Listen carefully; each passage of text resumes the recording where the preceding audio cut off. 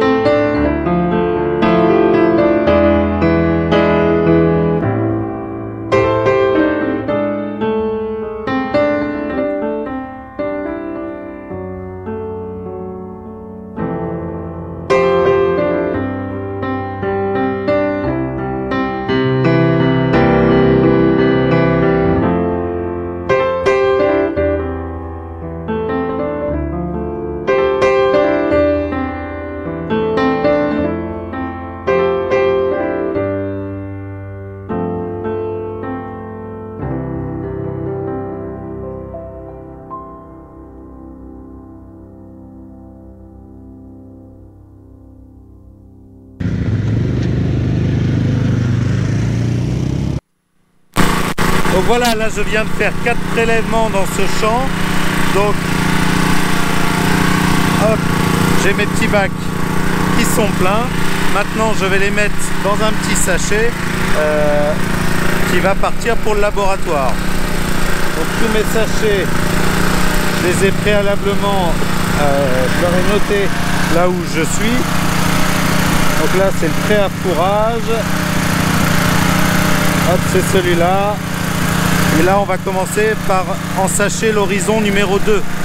Donc la partie de 30 à 60 cm. Donc concrètement celui qui est en bas, parce que c'est celui qui a été le plus profond.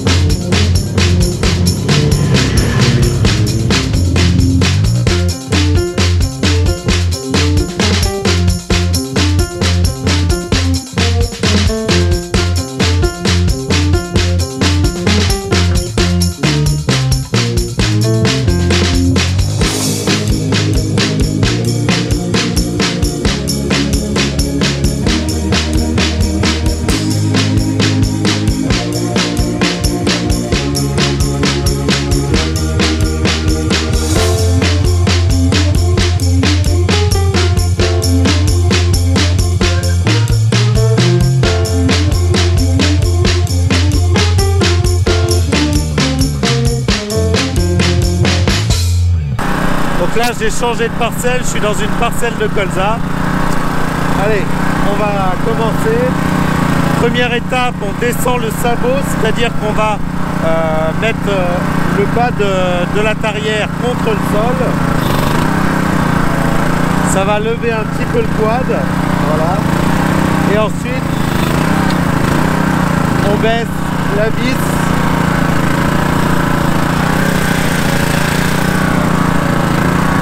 En la faisant tourner. Donc l'objectif c'est de bien regarder que la vis ne rencontre pas un caillou. Si ça soulève un peu le quad, on va moins vite avec la vis.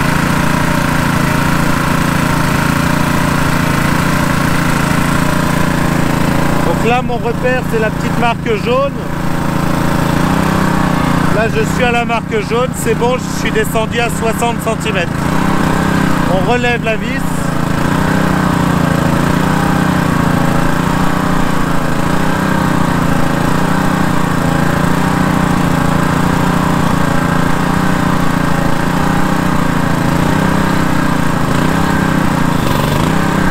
Une fois que la vis est en haut, on vient. Il faut relever le sabot aussi. Là, il me faut mes deux mains.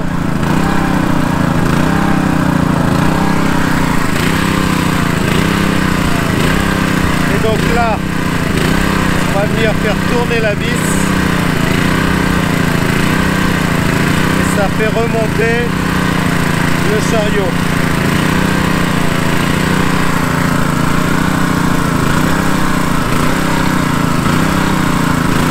Donc voilà, cette petite vidéo est terminée, j'espère qu'elle vous a plu. C'était l'occasion de vous présenter un matériel qu'on n'a pas l'habitude de voir, donc le quad tarière. Alors ce quad tarière, je peux l'utiliser et gagner du temps et puis que ce soit moins pénible parce qu'on l'a acheté en Kuma, donc à plusieurs agriculteurs, et on a pu se regrouper pour acheter ça, sinon tout seul, pour faire 6 échantillons dans l'année, ce serait complètement aberrant. Alors c'est vrai que nous dans nos sols, on a des sols assez durs avec pas mal de cailloux. Le faire à la tarière à main, c'était assez pénible. C'est vrai que là c'est beaucoup plus pratique. Quand on peut se le permettre en étant à plusieurs, c'est quand même une bonne chose.